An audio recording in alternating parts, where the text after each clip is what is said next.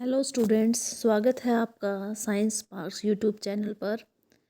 आज हम 2020 का सेट ए लेकर आ गए हैं। 2016 से लेकर 2019 तक के 4 सालों के जो हैं क्वेश्चन पेपर हमने सॉल्व कर लिए हैं और उसकी प्लेलिस्ट का जो लिंक है डिस्क्रिप्शन बॉक्स में आपको मिल जाएगा। अगर आपने अब तक नहीं देखे हैं तो आप देख सकते हैं और आपकी तैयारी अच्छी हो जाएगी।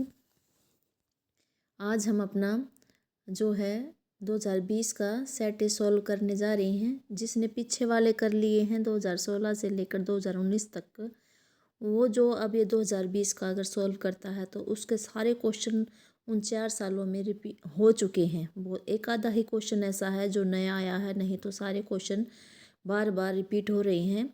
उसको तो बस एक बार ये रीड करना है, देखना है कौन सा क्वेश्चन आया है, उसको उसकी तैयारी ऑलरेडी हो चुकी होगी। तो आज हम फिर से लेकर आ गए हैं ये प्रॉपर डायग्राम के साथ। आसान भाषा में हम एक्सप्लेन करेंगे ताकि आप टू द पॉइंट क्वेश्चन और आंसर जो है एग्ज़ाम में लिख सकें और अच्छे अंक हासिल कर सकें। इसलिए आप देखते रहिए हमारी वीडियो। चलो देखते हैं क्या क्वेश्चन है। पहला हमारा भौतिक विज्ञान का जो है सेक्शन ए है, 20 मार्क्स का है। पहले है MCQ है हमारा। पहला क्वेश्चन, मानव नेत्र जिस भाग पर किसी वस्तु का प्रतिबिंब बनाता है वह है, देखो कितनी बार रिपीट हुआ है क्वेश्चन, बहुत बार रिपीट हुआ है और इसका आंसर हमारा है दृष्टिपटल। अगला क्वेश्चन देखिए, ये हमारे सिलेबस में नहीं है। अगला देखिए, तीसरा क्वेश्चन है, ये नया है। सामान्य मानव दृष्टि के लिए सुस्पष्ट दर्शन की अल्पतम दूरी क्या है? ये 25 सेंटीमीटर। ये पहली बार 2019 में आया है, ये नया है। एम्पियर वाला ये दूसरी बार आ गया है। विद्युत धारा का SI मात्रक क्या है? एम्पियर है। बिल्कुल ईजी क्वेश्चन है। ये अगला हमारे सिलेबस में नहीं है। ये न्यूमेरिकल भी नया है लेकिन ईजी है। किसी विद्युत हीटर के दोनों सिरों के मध्य 60 वोल्ट विभवांतर है, यानी हमारा विभवांतर जो दे रखा है वो 60 वोल्ट है। और विद्युत धारा दे रखी 2 एम्पियर। क्या निकालना है? प्रतिरोध। तो यहाँ क्या लगेगा? ओम का नियम लगेगा। तो देखिए V हमारा न्यूमेरिकल में 60 वोल्ट गिवन है, I दे रखा 2 एम्पियर, R निकालना है। ओम के नियम के अनुसार क्या है? V = IR। R निकालना है तो V/I हो जाएगा और V 60 है, 60/2 हो जाएगा तो ये हमारा डिवाइड करके 30 ओम आ जाएगा। तो बिल्कुल ईजी न्यूमेरिकल है, आप आसानी से कर सकते हैं। अगले देखिए, ये हमारा उसमें नहीं है सिलेबस में। दर्पण सूत्र कितना इजी क्वेश्चन है। दर्पण सूत्र मैंने पहले ही तुम्हें एक ट्रिक बताई थी कि भाई याद रखना। तो दर्पण में पै आ रहा है तो पै सूत्र में प्लस वाला आ जाएगा। 1/F = 1/V + 1/U। बस प्लस माइनस का ही डिफरेंस है दर्पण और लेंस सूत्र में। तो दर्पण में हमें याद रखना 1/V + 1/U होगा। फिर आवर्धन पूछा है। आवर्धन की परिभाषा क्या है दर्पण सूत्र के लिए? तो डेफिनेशन तो लगभग सबकी दोनों की सेम है। प्रतिबिंब की ऊंचाई और बिंब की ऊंचाई के अनुपात को क्या कहते हैं? आवर्धन कहते हैं। M = H'/H। H' है प्रतिबिंब की ऊंचाई और H है बिंब की ऊंचाई, बराबर -V/U। ये इसका फार्मूला हो जाएगा। और फिर अगला B जो पार्ट है 2 नंबर में ये था, 2 नंबर में अब ये है कि भाई किसी उत्तल लेंस की फोकस दे रखी है 50 सेंटीमीटर और उसकी क्षमता निकालनी है। लेंस की क्षमता क्या है? देखिए F = 50 सेंटीमीटर। P निकालना है। P का फार्मूला क्या होता है? 1/F होता है। अब ये देखिए, हमने ये पढ़ा है कि जो लेंस की क्षमता है, एक डायप्टर कब होती है? जब उसकी फोकस दूरी मीटर में हो, 1 मीटर हो। तो यहाँ सेंटीमीटर में दे रखा, हम इसको सेंटीमीटर को मीटर में कन्वर्ट कर लेंगे। तो 50 सेंटीमीटर को जब मीटर में कन्वर्ट करते हैं तो हमने यहीं 50/100 कर दिया तो 100 ऊपर चला जाएगा। तो इससे करेंगे तो 2 डायप्टर हमारा आ जाएगा। मीटर में बदल दिया है तो 50 को 100 से भाग करें तो यानी ऊपर 100 चला गया, इसलिए 2 डायप्टर हो जाएगा। अब प्लस निशान क्यों लगाया हमने? क्योंकि इन्होंने उत्तल लेंस दे रखा है और उत्तल लेंस की जो लेंस की क्षमता होती है वो हमेशा धनात्मक होती है, इसलिए प्लस निशान है। अगला क्वेश्चन हमारे सिलेबस में नहीं, विद्युत मोटर। आगे देखिए, घरेलू परिपथ, ये भी एक पहली बार क्वेश्चन पूछा गया है। घरेलू विद्युत परिपथ का चित्र बनाकर वर्णन करें। और इससे अगला भी हमारे उसमें नहीं है, और ये आगे इसका कुछ समझ में नहीं आ रहा है क्या क्वेश्चन क्या देना चाह रहे हैं। तो हम ये वाला सॉल्व कर लेते हैं घरेलू परिपथ का। देखिए डायग्राम देखिए पहले तो। घरेलू परिपथ यानी घर में जो हमारी फिटिंग होती है, जो लाइटिंग की है, पंखे की, सब का, वो कैसे होता है। देखिए 3 तरह के तार दिखा रखे हैं। भू संपर्क तार जिसका जो हरे रंग का दिखा रखा है, विद्युन्मा तार जो लाल रंग का है, और उदासीन तार दिखा रखा है काले रंग का। देखिए ये बोर्ड का फ्यूज यहाँ से निकला हुआ है, यानी बाहर जो है हमारा खंबे पे से या जैसे भी है बिजली हम तार लेके आते हैं, तो तार से पहले तार जो हमारे घरों में आता है सबसे पहले बोर्ड में आता है। वहाँ मीटर लगा होता है, उसमें पता चलता है हमने कितनी बिजली खर्च कर चुके हैं, यानी वो विद्युत को मापने वाला यंत्र होता है। उससे देखिए आगे बॉक्स बक्सा सभी लगा होता है हमारे घरों में, वितरण बॉक्स बोलते हैं। उसमें से अलग अलग तार निकल के अलग अलग कमरे में अलग अलग उनके लिए साधित्रों के लिए जाती है। पंखे के लिए है, और भाई टीवी बल्ब ये स्विच है बहुत सारे, प्रेस वाला है, फ्रिज वाला है, सब के लिए ये अलग अलग से तार जा रही हैं देखिए। और अलग अलग इनकी फ्यूज़ लगे होते हैं। जो हमारे घरों में जो विभवांतर होता है वो 220 वोल्ट का होता है। देखिए अर्थ का तार आ रहा है बाहर से, और जहाँ ये 3 पिन सॉकेट लगे होते हैं, देखिए जो मोटे वाली पिन होती है वहाँ से ये जो है अर्थ का तार, भू संपर्क तार वाला, जो सुरक्षा युक्ति का काम करता है, करंट नहीं लगने देता। अगर करंट चला भी जाता है किसी भी साधित्र में, रेफ्रिजरेटर वगैरह में, तो वो सीधा पृथ्वी में चला जाएगा। देखो कैसे पृथ्वी में चला जाएगा। ये यहाँ प्लेट लगी होती, धातु की प्लेट बहुत गहराई में धरती के नीचे, तो वो पृथ्वी में चला जाता है और भी शून्य के बराबर हो जाता है। इसलिए सुरक्षा युक्ति का काम करता है कि यहाँ फ्यूज़ लगे होते हैं। इन्हें दो सुरक्षा युक्ति तो सबके उस घरों में लगी होती है। फ्यूज़ होगा, फ्यूज़ क्या होता है, अगर ज़्यादा विद्युत धारा, ज़्यादा मान वाली विद्युत धारा प्रवाहित होती है तो फ्यूज़ का तार जो होता है वो पिघल जाता है और सारा संपर्क टूट जाता है। तो हमारे साधित्र और जो हमारे विद्युत परिपथ है वो उसको कोई नुकसान नहीं पहुंचता। तो ये है, इस तरह से हमारे घरों में परिपथ बना होता है। तो ये कहते हैं हम अपने घरों में विद्युत शक्ति की आपूर्ति मुख्य तारों से, जिसे मेंस भी बोलते हैं, मेन स्विच भी जहाँ बोलते हैं, प्राप्त करते हैं। ये मुख्य तार या तो धरती पर लगे विद्युत खंभों, यानी मैंने भी बताया कि जो बाहर खंभे लगे होते हैं गली में, उसके सहारे, या कई शहरों में तो बिजली की तार भूमि के नीचे भी दबा दी जाती है, तो वहाँ से भी। तो अपने यहाँ तो जहाँ खंभे लगे होते हैं तो खंभों से हमारे घरों में आती है।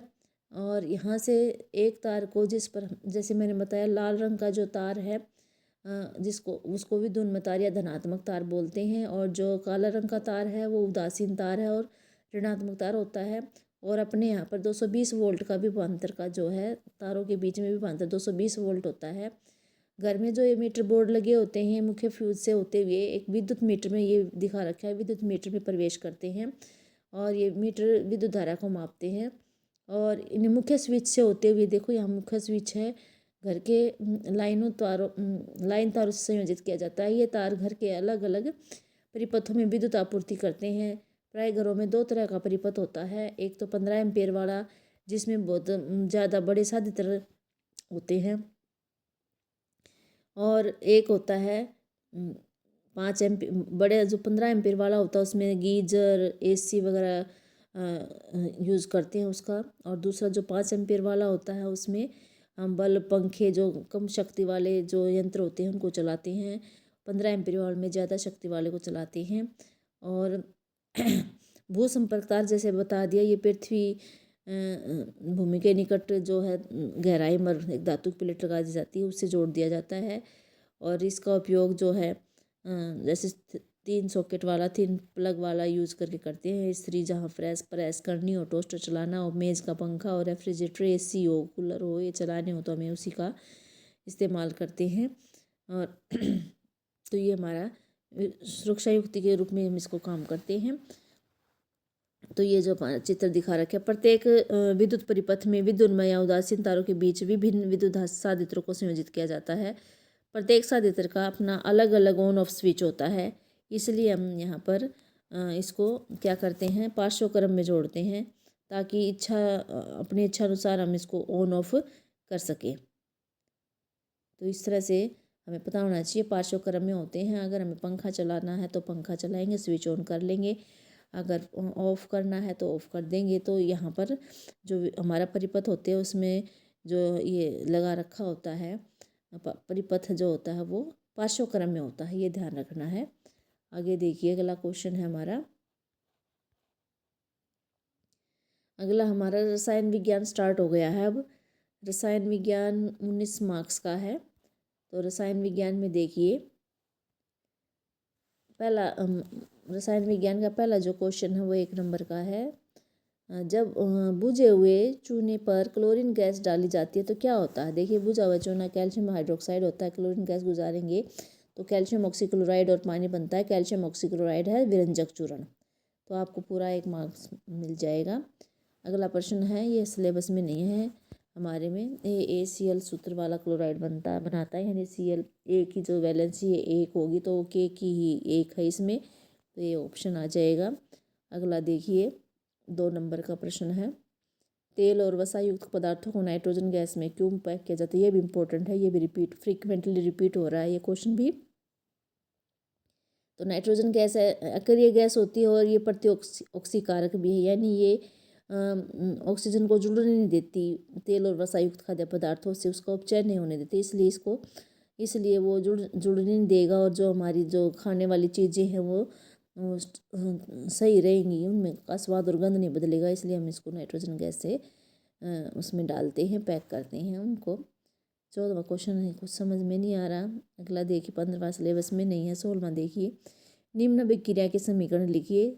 आयरन की भाप के साथ 2 मार्क्स में है। देखिए आयरन प्लस भाप H2O, जी का मतलब गैस भाप होता है, Fe3O4 बन जाएगा प्लस 4H2। तो आप लिख दोगे तो 2 नंबर मिल जाएंगे आपको। अगला देखिए, कैल्शियम के साथ जल के साथ है कैल्शियम प्लस पानी, calcium hydroxide plus hydrogen gas निकल जाएगी। ये भी 2 नंबर का है, इसको आप आसानी से कर सकते हैं। अगला बी पार्ट देखिए। बी पार्ट जो है, एक अधातु का नाम बताना है जो इसमें चमक होती है। तो आयोडीन ही ऐसी है जिसमें चमक होती है, जो शुष्क सेल के इलेक्ट्रोड बनाने में प्रयोग होती है। ग्रेफाइट होती है जो शुष्क सेल बनाने में काम आती है। कार्बन विशाल संख्या में यौगिक क्यों बनाता है, ये भी क्वेश्चन रिपीट हुआ है। एल्कोहल और कार्बोक्सिलिक अम्ल में अंतर करने के लिए रासायनिक परीक्षण, ये तो बहुत 2-3-4 बार रिपीट हो चुका है एल्कोहल कार्बोक्सिलिक अम्ल वाला। कार्बन विशाल संख्या में ये शायद दूसरी बार ही है। अब देखिए पहले एल्कोहल वाला देख लेते हैं। एल्कोहल का पहला टेस्ट किया हमने, सोडियम बाइकार्बोनेट परीक्षण किया।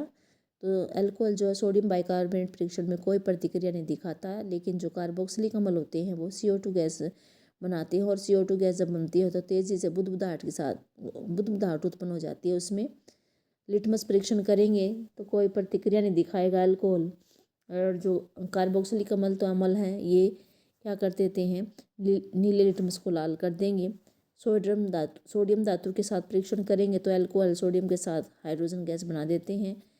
कार्बोक्सिलिक अम्ल जो है हाइड्रोजन गैस नहीं बनाते। पोटेशियम परमैंगनेट परीक्षण करेंगे तो जो एल्कोहल होते हैं वो उसके गुलाबी रंग को जो है समाप्त कर देते हैं, गायब कर देते हैं। लेकिन कार्बोक्सिलिक अम्ल पोटेशियम परमैंगनेट के साथ कोई भी प्रतिक्रिया नहीं दिखाते।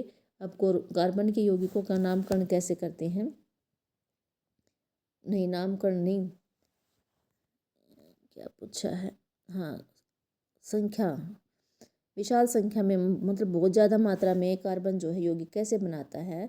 तो ये बार बार रिपीट हुआ है क्वेश्चन। तो 2 है, एक श्रृंखलन है और एक चतुसंयोजकता है। तो श्रृंखलन में क्या होता है, कार्बन जो है कार्बन से ही जुड़कर, यानी कार्बन से ही जुड़कर बहुत सारे जो है यौगिक बना लेता है, उसके बहुत सारी यौगिक बनाने की क्षमता होती है, तो इसको श्रृंखलन बोलते हैं।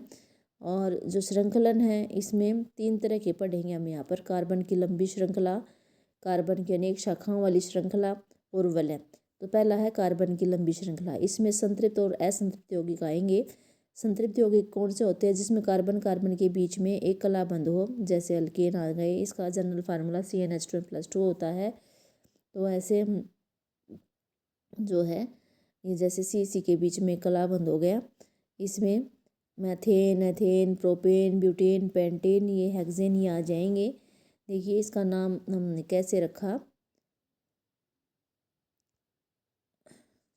इसके लिए जो है एल्केन है, जैसे एक अबंध वालों को हम एल्केन बोलेंगे तो एल्केन एन लग जाएगा। जिसमें सिंगल अब बॉन्ड हो, एक कलाबंद हो तो उसमें एन लगा देते, इसलिए एथेन प्रोपेन ब्यूटेन हो जाएगा। असंतुलित यौगिक कौन से हो गए? यौगिक जिसमें कार्बन कार्बन के बीच में द्वि या त्रियाबंध होते हैं वे एल्कीन या एल्काइन होते हैं। एल्कीन का जो फार्मूला CnH2n है और एल्काइन का जो है CnH2n-2 है। ये देखिए ethene, ethyne, propene, butene, pentene, hexene, ये इतने सारे कितने भी यौगिक बना सकते हैं। एथाइन, प्रोपाइन, कार्बन कार्बन जुड़ते जाएंगे और लंबी चेन बनती जाएगी और ये बहुत से यौगिक बन जाएंगे। तो जो हमारा ये एल्काइन का सूत्र दिखा दिया CnH2n-2, यहाँ पर n कार्बन की संख्या होती है। अब जो दूसरा पॉइंट है कार्बन की अनेक शाखा वाली श्रृंखला, इसमें समावयव आएंगे। जैसे ब्यूटेन के 2 समावयव होते हैं, शाखा बन जाती है। एक जो आइसोब्यूटेन में देखिए एक कार्बन जो है चौथा कार्बन इस सेकंड उस पर आ गया है, शाखा बना ली है। इसी तरह उसके क्या बोलते हैं पेंटेन के 3 समावयव होते हैं। एक तो सीधी चेन होती है, एक जो कार्बन है जो दूसरे उस पर आ जाता है और शाखा बना लेता है, और तीसरे में नियोपेंटेन में जो है 2 शाखाएं बन जाती हैं, एक ऊपर और एक नीचे बीच वाले कार्बन के साथ, तो ये नियोपेंटेन हो जाता है। तीसरा आ जाता है वलय, इसमें साइक्लोपेंटेन आ गए, देखो सारी साइकिल के रूप में है गोल गोल। साइक्लोपेंटेन पेंटेन यानी 5 कार्बन है, 5 कोनों पर है तो ये साइक्लोपेंटेन हो गया। साइक्लोहेक्सेन यानी 6 कोनों पर है तो ये साइक्लोहेक्सेन हो गया, लेकिन इसमें कोई एक कलाबंद है ये, इसलिए पेंटेन, हेक्सेन इस तरह से साइक्लो क्यों बोल रहे हैं, क्योंकि साइक्लो जो है ये साइकिल के रूप में इसलिए है। बेंजीन जो है जिसमें द्विआबंध हो गए वो बेंजीन है, C6H6 हो गया, और इस तरह से इसकी संरचना हम बना सकते हैं। षटकोण बना के हर एक कोने पे एक एक कार्बन दिखा के उसके अंदर 3 त्रिआबंध है, इस तरह से हम इसको बेंजीन को बना सकते हैं। अगला इसका दूसरा जो है चतुसंयोजकता है, जिसके कारण ये जो है 4 आबंध बना सकता है। कार्बन कार्बन में अन्य तत्वों के परमाणुओं के साथ यौगिक बनाते हैं। इन 2 गुणों के कारण ही कार्बन लाखों की संख्या में यौगिक बनाते हैं। एक तो हो गया श्रृंखलन, दूसरी चतुसंयोजकता। अगला क्वेश्चन देखिए, अथवा में है, या तो आप वो 2 करना अल्कोहल और उसका अंतर कार्बोक्सिलिक अम्ल का, और ये कार्बन यौगिक कितनी मात्रा में यौगिक क्यों बनाता है, या तो वो 2 करना आप, या फिर ये वाले 2 कर लेना। संतृप्त व असंतृप्त यौगिकों की परिभाषा और एक उदाहरण सहित।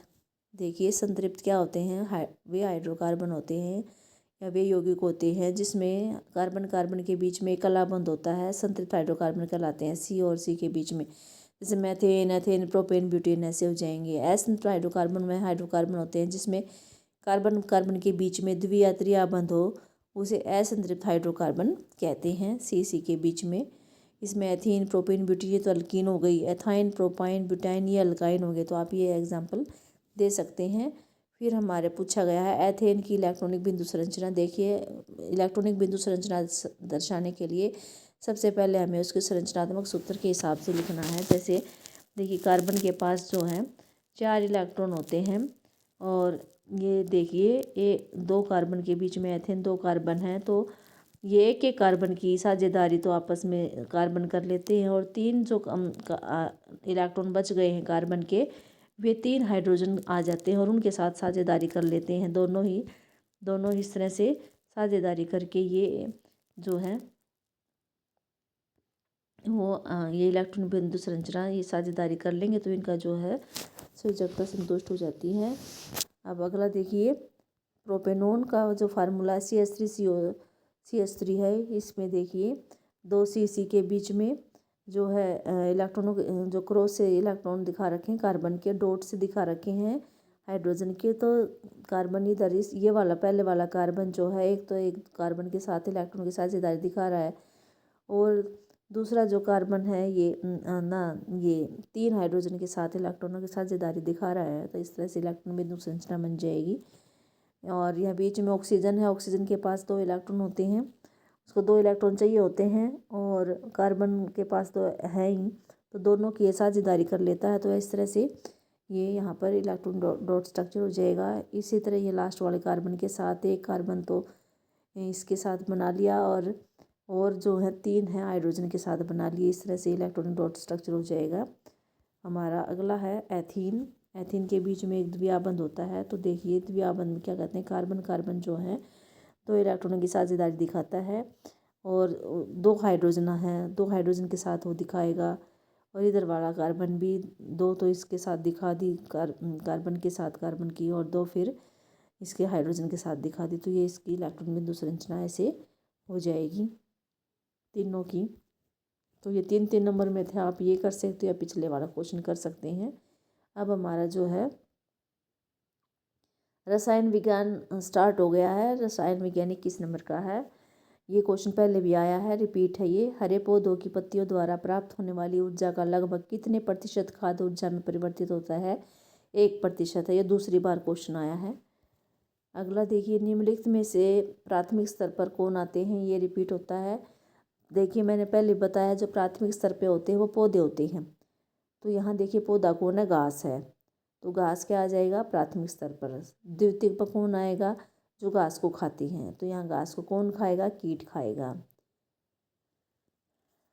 ठीक है, इस तरह से ये आ जाएगा। अगला है दो तंत्रिकाओं के मध्य खाली स्थान को क्या कहते हैं? ये भी इंपॉर्टेंट क्वेश्चन है, सिनेप्स बोलते हैं। ये भी पहले आया हुआ है। अगला देखिए, कौन से हार्मोन के प्रभाव के परिणाम स्वरूप पत्तियां मुरझाती है? क्वेश्चन भी इंपॉर्टेंट है, FCC कमल आ जाएगा। अंकुरण भी दूसरी बार रिपीट हुआ है। बीज आएगा भाई। बीज में भावी पौधा या भ्रूण होता है जो अनुकूल परिस्थितियों में नवे उद्भिद में विकसित हो जाता है, इसे अंकुरण कहते हैं। जो बीज होता है जब वो उगता है अनुकूल परिस्थितियों में, तो उस बीज के उगने को ही क्या कहते हैं? अंकुरण बोलते हैं। जब उससे नया पौधा बनता है उसको ही अंकुरण कहते हैं। अब अगला ये हमारा जो क्वेश्चन था 1 नंबर का ही था। अब हमारा 2 नंबर का स्टार्ट हो गया है। 23वां क्वेश्चन देखिए, यदि ए रुधिर वर्ग वाले पुरुष, यानी एक पुरुष है जिसका ब्लड ग्रुप जो है ए है, रुधिर वर्ग है, एक महिला है उसका ब्लड ग्रुप बी है, दोनों की शादी हो जाती है, तो ये कह रहे हैं उनके बच्चे का, क्या किसी बच्चे का रुधिर ग्रुप वर्ग जो है ओ हो सकता है? अगर हो सकता है तो कैसे हो सकता है? देखिए पहले तो मैंने दिखा दिया भाई, समयुग्मनज वाले 2 दिखा दिए। जनक नर यानी जो पुरुष है नर है उसके दोनों जो ए ब्लड ग्रुप हैं उसके दोनों जो हैं बड़े हैं, कैपिटल आई हैं, ए है। समयुग्मज है यानी कि मादा भी संयुग्मज दिखा दी, दोनों बड़े आई बी दोनों के युग्मक बन गए। और F1 संतति में क्या हुआ? देखो सारे जो बच्चे हुए उन सब का जो ब्लड ग्रुप था ए बी था। यानी ये क्वेश्चन पूछ सकते हैं कि भी ए बी ब्लड ग्रुप का बच्चे का होगा जब दोनों संयुग्मज होंगे, तब भी हो सकता है। सारे बच्चे तभी होंगे। अगला है जनक। अगला मैंने दिखाया है विषम युग्मनज, यानी कि एक जनक जो है नर है वो आई ए, इसका स्मॉल आई है, यानी कि इसका ब्लड ग्रुप ए हो गया। इसी तरह महिला का आई, इसका ब्लड ग्रुप बी हो गया। और 2 युग्मक बनेंगे इसमें, आई ए और एक स्मॉल आई, इसका भी आई बी और स्मॉल आई। जब F1 संतति हुई थी इसमें देखो चारों प्रकार के बच्चे पैदा हो गए। कब पैदा हुए? जब वो विषम युग्मनज थे। और ये क्वेश्चन कई तरह से पूछा जा सकता है। ये भी पूछ सकते हैं कि ए बी ब्लड ग्रुप ऐसा कौन से पेरेंट्स का मतलब जो है बच्चे जो होंगे वो सबका ब्लड ग्रुप ए बी आएगा। तो ये वो होंगे जो समयुग्मनज होंगे दोनों, उनका ही आएगा। और चारों ब्लड ग्रुप किस में आएंगे? जिसमें जो जनक होंगे हमारे वो विषम युग्मनज होंगे, यानी कि आई ए आई बी आई। तो इस तरह से देखो इसमें चारों ग्रुप आ गए, आई ए बी भी आ गया, आई ए आई वाला ए हो गया, आई बी आई वाला बी हो गया, स्मॉल आई वाला ओ हो गया। तो इसमें चारों ग्रुप आ गए, रुधिर ब्लड ग्रुप आ गए। तो यहाँ जब ये जनक यहाँ अगर आई ए आई और छोटा आई और महिला आई बी आई छोटी आई वाला होंगे तो ही वो उनका जो है ओ ब्लड ग्रुप वाला बच्चा होएगा। इसको आप ऐसे समझा सकते हैं। आगे देखिए, अगला क्वेश्चन है 24वां 2 नंबर का है, लिंग गुणसूत्र क्या होते हैं। मानव नर तथा मादा में लिंग गुणसूत्र कौन से हैं। वे गुणसूत्र जो किसी जीव में उसके लिंग का नर या मादा का निर्धारण करते हैं उन्हें लिंग गुणसूत्र कहते हैं। मानव में नर में एक्स और वाई गुणसूत्र होते हैं लिंग गुणसूत्र, और मादा में एक्स एक्स लिंग गुणसूत्र होते हैं। प्रतिवर्ती क्रिया में मस्तिष्क की कोई भूमिका नहीं होती। पूछा 2 नंबर का नंबर है, नहीं होती, वो मेरुरज्जु के नियंत्रण में होती है। और मस्तिष्क प्रतिवर्ती क्रिया में होने वाली कार्य की सूचना को अपने अंदर संचित कर लेता है। तो ये 2 नंबर में लिख देना। एकल जीवों में प्रजनन की किन्हीं 2 विधियों का वर्णन करो। हमने एक तो विखंडन का किया है और एक मुकुलन का किया है। मुकुलन क्या होता है, जैसे हाइड्रा जैसे प्राणी हैं उनमें पुनर्जनन की क्षमता होती है, तो उसमें वो जो यौगिकाएं होती हैं वो मुकुलन से जो उनकी कोशिकाओं का है उनका उपयोग मुकुलन के लिए करते हैं। पुनर्जनन जो कोशिकाएं पुनर्जनन करती हैं उन कोशिकाओं का उपयोग मुकुलन में होता है। तो जैसे ये हाइड्रा दिखा रखा है, यहाँ जो है वो भार बना हुआ है नीचे, यहाँ इसका मतलब पुनर्जनन वाली कोशिकाएं थी। अब ये इनका विभाजन हो गया, विभाजन होकर बार बार ये क्या बन गया, एक स्थान पर उभार सा बन जाता है जिसे मुकुल कहते हैं। और आखिर में बड़ा होकर ये जीव विकसित हो जाता है, नया जीव बन जाता है।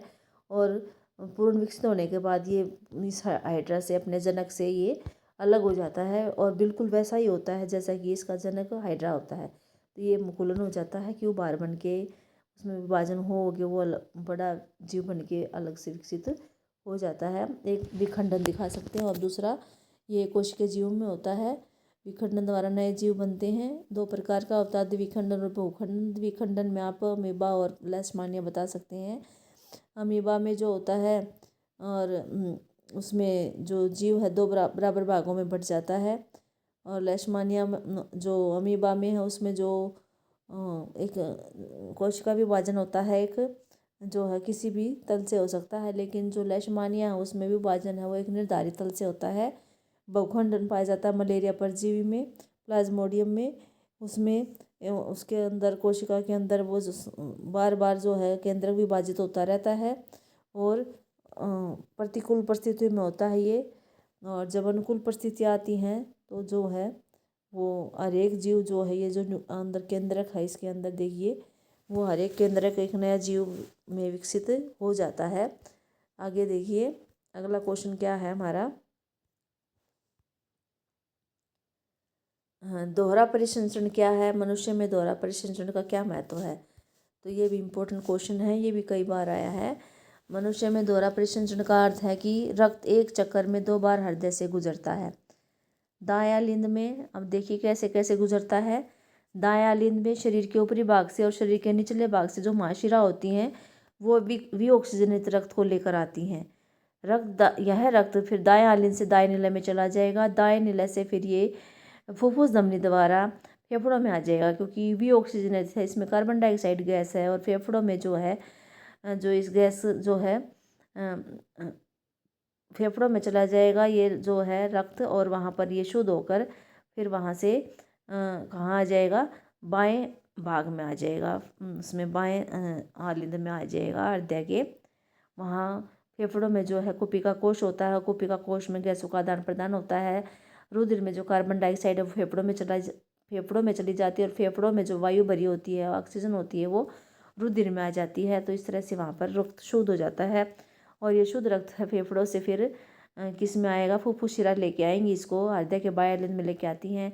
बाह्य लिंग से फिर ये जो ऑक्सीजन रुधिर है ये बाह्य निलय में चलाएगा जाएगा और बाह्य निलय से ये महाधमनी द्वारा शरीर के विभिन्न भागों में पहुँचा दिया जाता है जहाँ ऑक्सीजन का उपयोग होता है और कार्बन डाइऑक्साइड रक्त में आ जाती है, यानी वहाँ भी ऊतकों में और इसमें आदान प्रदान होता है गैसों का। जब यह अशुद्ध रक्त दोबारा हृदय के दायां लिंग में लौट आता है तो ऐसे ये चक्कर चलता रहता है। एक चक्कर में हृदय से 2 बार रक्त गुजरता है, इसलिए इसको बोलते हैं दोहरा परिसंचरण। क्यों ज़रूरत है, ऐसी क्या ज़रूरत पड़ जाती है। स्तनधारी होते हैं और पक्षी होता है, उनका जो शरीर का तापमान असमतापी होता है, यानी कि उनका जो तापमान है वायु पर्यावरण के तापमान पे डिपेंड नहीं करता, उनको अपना तापमान और शरीर का तापमान एक बनाए रखना पड़ता है, इसलिए समतापी होता है। जैसे अपने शरीर का तापमान 37 डिग्री सेल्सियस है तो अपने शरीर को अपने उसका तापमान 37 ही बनाए रखना पड़ेगा, चाहे बाहर ठंड हो जाए चाहे गर्मी हो जाए कुछ भी हो जाए। तो इसके लिए क्या है, हमारे शरीर में उसका रक्त का बंटवारा शुद्ध और अशुद्ध में होता है। इसलिए हमारा जो हृदय है वो 4 कक्षों में बटा होता है, ताकि जो हमारा रक्त आ रहा है शुद्ध और अशुद्ध वो आपस में मिले ना, और मिश्रित हो जाएंगे तो हमें इतनी पर्याप्त ऊर्जा नहीं मिलेगी कि हम अपने शरीर का तापमान 37 डिग्री रख सके। इसलिए ये ज़रूरी है उनका बंटवारा होना, ताकि ज़्यादा से ज़्यादा ऊर्जा उसको मिल सके। फिर अगला क्वेश्चन है, अब ये देखिए इसमें दोहरा परिसंचरण के लिए दिखा रखा है।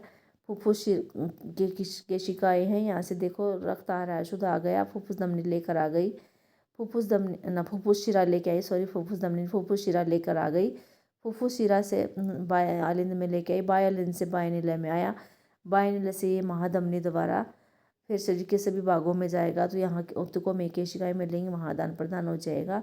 और एक जब ये फेफड़ों में जाती हैं तो भी जो है इनको गैसों का आदान प्रदान होता है, और वहाँ शुद्ध कार्बन डाइऑक्साइड बाहर निकाल दी जाती है, रुधिर में जो है ऑक्सीजन प्रवेश कर जाती है। और इस तरह से नीचे भी देखिए, जब अशुद्ध रक्त आता है दायां में तो ऊपर से और नीचे से महाशिराएँ लेकर आएंगी, और दायां से दाएं निलय में आ जाएगा, और दाएं निलय से जो फुफ्फुस धमनी देखो दिखा रखी नीचे, ये महाशिरा लेके आ रही हैं, और जो फुफ्फुस धमनी है ऊपर दिखा रखी हैं, फुफ्फुस धमनी जो है ये फेफड़ों में लेके जा रही है। फेफड़ों में देखिए आदान प्रदान हो रहा है गैसों का, फुफ्फुस गैस का लिखा वहाँ पर। अगला क्वेश्चन है, धमनी शिरा में अंतर, ये भी बहुत बार रिपीट हुआ है। धमनी शिरा में बिल्कुल ईजी है। धमनी तो रुधिर को हृदय से शरीर के विभिन्न भागों में ले जाती है। शिरा क्या करती है, रुधिर को शरीर के विभिन्न भागों से हृदय तक लाती है। जो ऑक्सीजनित रुधिर है वो, जो धमनियां हैं ये ऑक्सीजन रुधिर का परिवहन करती हैं, और शिराएँ जो हैं भी ऑक्सीजनित रुधिर का परिवहन करती हैं।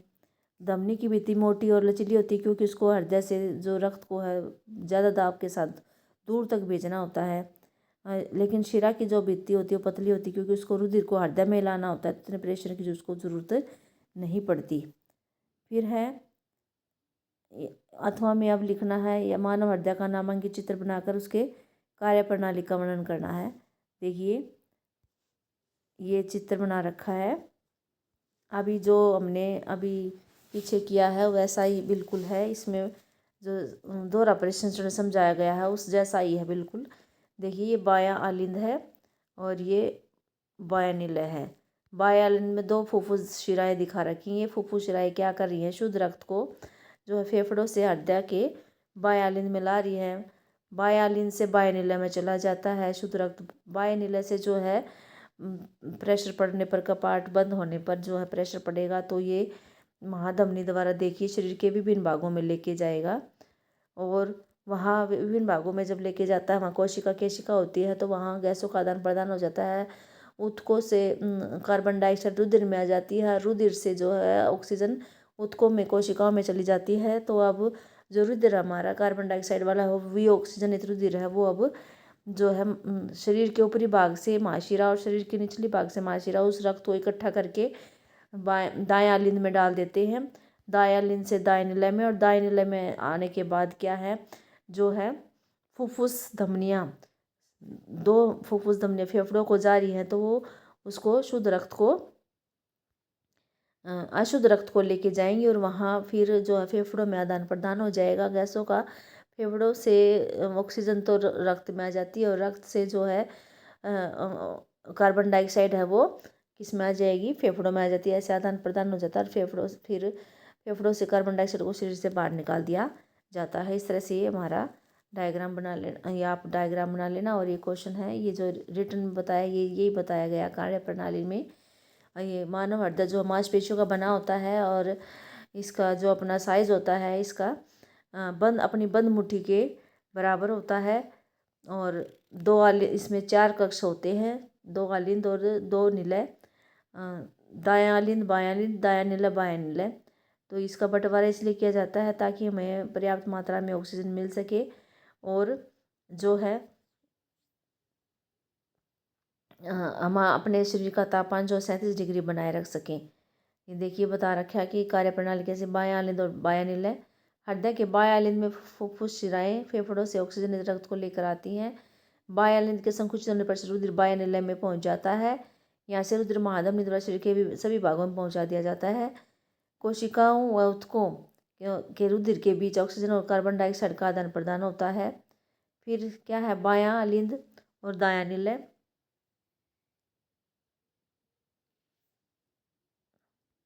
दायां अलिंद और दायां निलय। अब दायां अलिंद आ जाएगा, बायां नहीं है, दायां अलिंद है, तो इसको ठीक करना है। ये क्या है, इधर दायां है।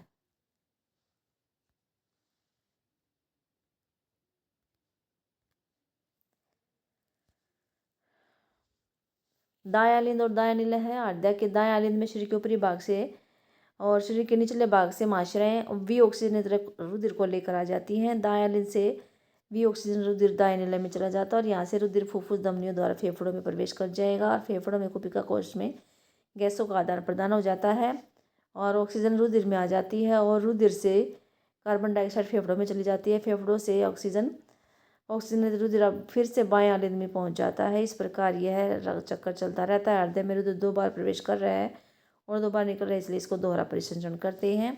तो आज का हमारा जो है ये 2020 का सेट ए कंप्लीट हो गया है। और अगर आपको वीडियो पसंद आ रहे हैं तो आप लाइक करें, कमेंट करें। कोई भी डाउट है तो कमेंट ज़रूर करें। चैनल पर नए हैं तो सब्सक्राइब करें और अगली वीडियो के लिए तैयार रहें। हम 2020 का बी सेट लेकर आएंगे और पिछली जो हमारी वीडियो है 2016 से लेकर 2019 तक की हमने डाल दी है। उसकी प्लेलिस्ट का लिंक डिस्क्रिप्शन बॉक्स में आपको मिल जाएगा और सभी क्वेश्चन पेपर को सॉल्व करें। आप एग्ज़ाम में अच्छे से लिख पाएंगे, आपका कॉन्फिडेंस जो है बूस्ट होगा, आप अच्छे से सब डायग्राम बना पाएंगे, न्यूमेरिकल सॉल्व कर पाएंगे। तो अगर आप लेटेस्ट अपडेट के लिए आप जो है हमारा उसको बेल आइकन को दबाइए, आपको नोटिफिकेशन मिलेगा, फिर आपको वीडियो तैयार मिलेगी। तो आज के लिए बस इतना ही। धन्यवाद। Thanks for watching.